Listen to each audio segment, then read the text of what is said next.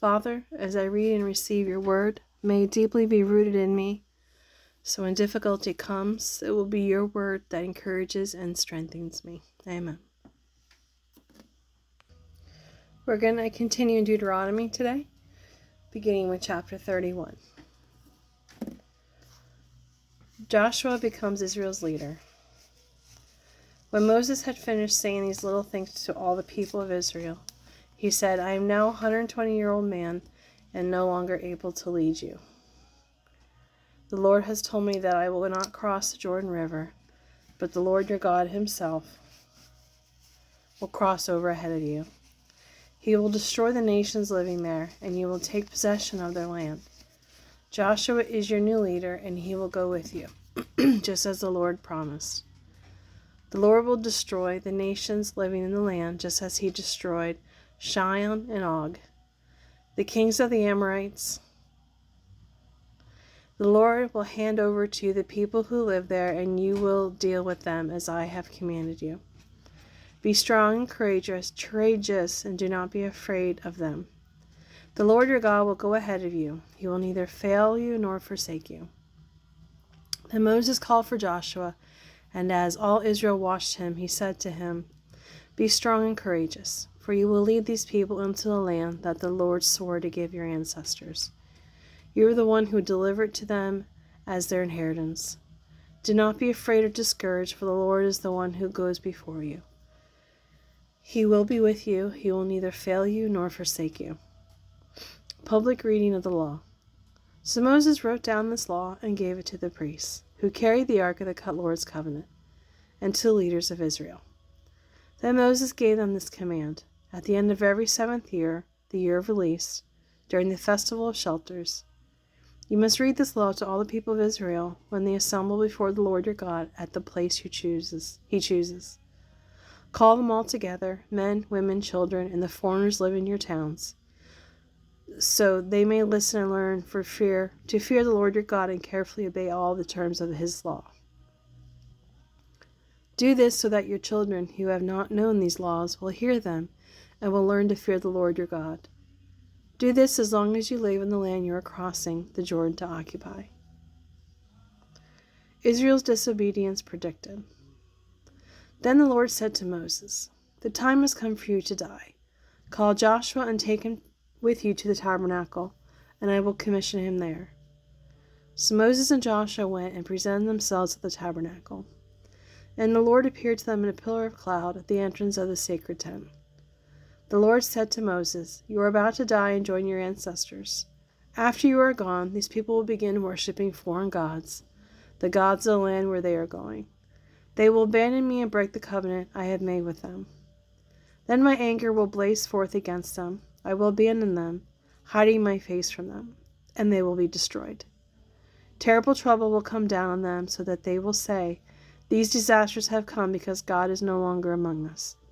At that time I will hide my face from them in account of all the sins they have committed by worshiping other gods.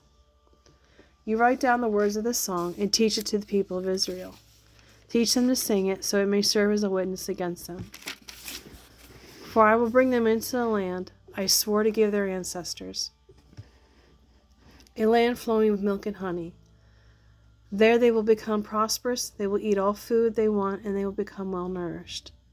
Then they will begin to worship other gods. They will despise me and break my covenant.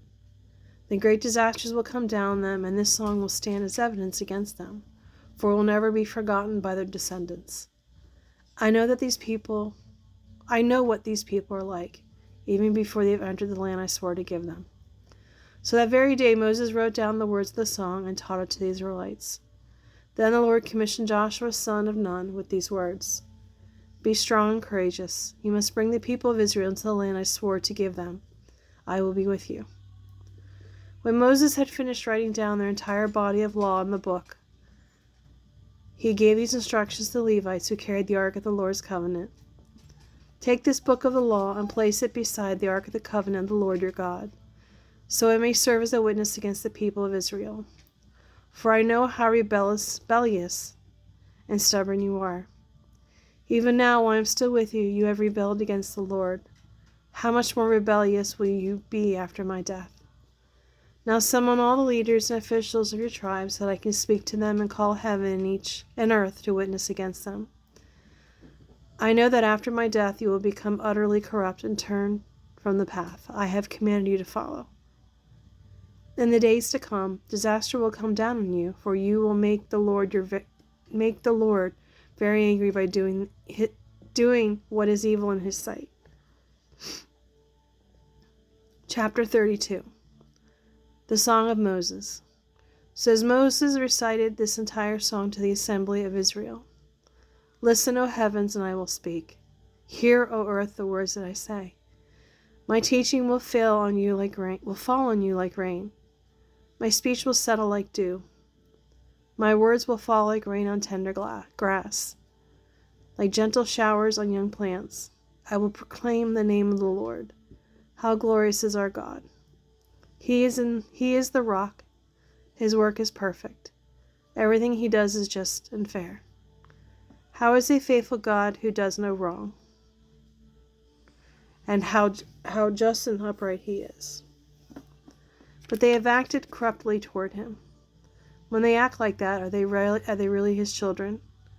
They are a deceitful and twisted generation. Is this the way you repay the Lord, you foolish and senseless people? Isn't he your Father who created you? Has he not made you and established you? Remember the days of long ago. Think about the generations past.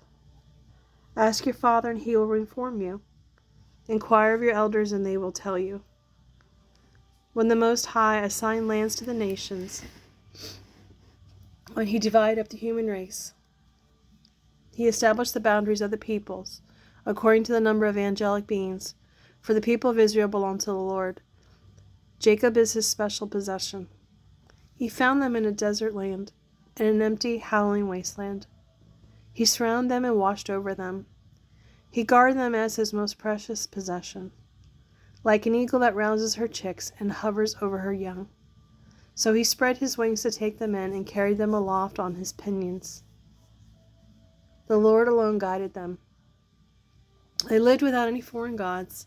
He made them ride over the highlands. He let them feast on the crops of the fields. He nourished them with honey from the cliffs, with olive oil from the hard rock. He fed them curds from the herd and milk from the flock, together with the fat of lambs and goats. He gave them choice rams and goats from Bashan, together with the choicest wheat. You drank the finest wine, made from the juice of grapes. But Israel soon became fat and unruly, and people grew heavy, plump, and stuffed. Then they abandoned the God who had made them. They made light of the rock of their salvation. They stirred up his jealousy by worshipping foreign gods. They provoked his fury into detestable acts.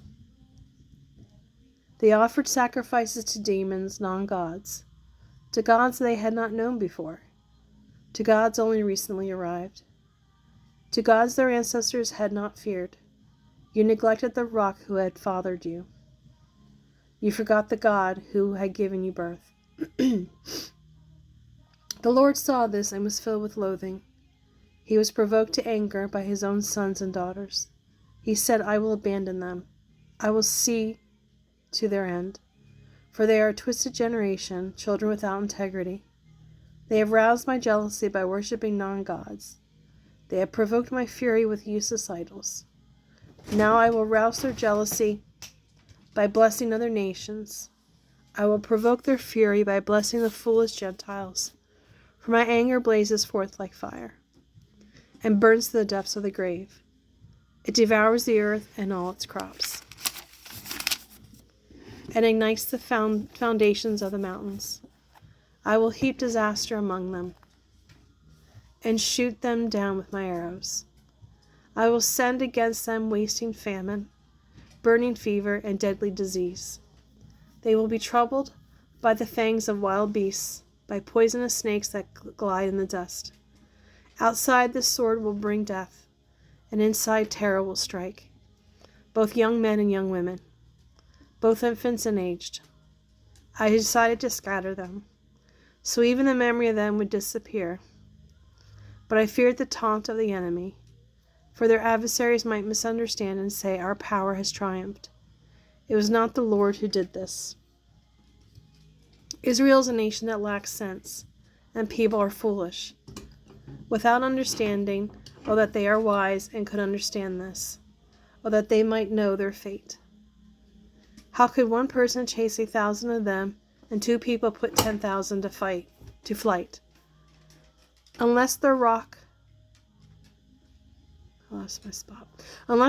had sold them, unless the Lord had given up. But the rock of their enemies is not like our rock, as even they recognized. Their vine grows from the vine of Sodom, from the vineyards of Gomorrah.